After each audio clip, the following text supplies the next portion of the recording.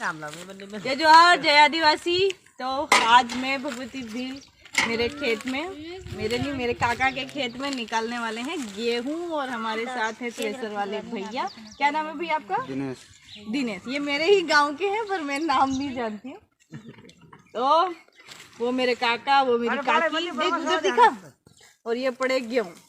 तो ये वीडियो बनाने का उद्देश्य ये है कि अभी हाल ही में बांसवाड़ा का एक व्यक्ति जो इस थ्रेसर में फंस के और अपनी जान गंवा चुका है। ऐसे केस हर साल में होते नहीं होते भैया? हर साल कहीं न कहीं देश के किसी भी कोने में जो खेती परिवारी से संबंध रखते हैं, जिनके घर खेती होती है, किसी न किसी तरीके का ऐसा हादसा हो जाता है। देखो, मरना सबको है, किसी न किसी तरीके से कोई भी मरेगा, लेकिन ऐसी मौत जो एक लापरवाही से होती है उससे बचा जा सकता है। तो हमारे कैमरे वाले भैया थोड़े पास आ जाओ। तो अब बताएंगे भैया कि हमें कैसे क्या करना चाहिए। ये बता रहे हैं कि कभी भी जो गेहूं निकालने वाला होता है या चने सोयाबीन जो भी, उसको इसी साइड रहना है थ्रेसर के, जहाँ पे ये खड़ा रहने वाला होता है। इसके अपोजिट साइड जो उधर है ना, वहाँ जाके खड़ा नहीं रहना है भैया। हाँ, उधर नहीं रहने का। इधर ये गेर है, रिवीज भी जा सकता है और अंदर भी जा सकता है। ये गेर इधर दे रखा है। ये जो है ना, मान लो कि अगर ऐसा कुछ भी किसी तरीके का हो जाता है और ट्रैक्टर वाले भैया वगैरह कोई नहीं भी है, तो भी आसपास जो व्यक्ति वो इसका ध्यान रखे, ये गेयर है, ये जहाँ है उसको इसे खिसका दे तो रिवर्स हो जाता है।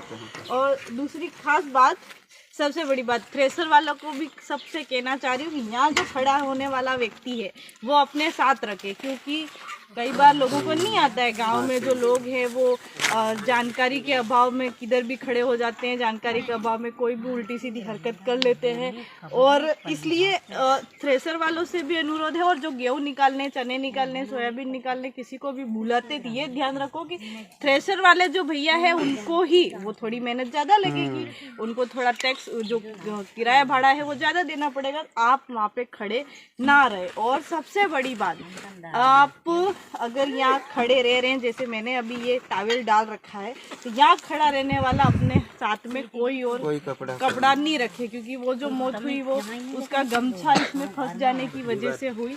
तो गमछा ओढ़ना आदिवासियों की निशानी है, किसानों की भी, लेकिन यहाँ खड़े होते टाइम गमछा साथ में नहीं रखे हैं भैया, क्योंकि एक छोटी सी लापरवाही से किसी के घर का चिराग बुझना, या फिर आप थ्रेसर वालों के ऊपर डाल दो कि तेरे थ्रेसर में फंस गया, अब तू हमारे को जुर्माना दे, ऐसा वैसा कुछ नहीं होता। हर जगह हम मोताना नहीं ले सकते, तो कुछ सावधानियां हमको ही रखनी है।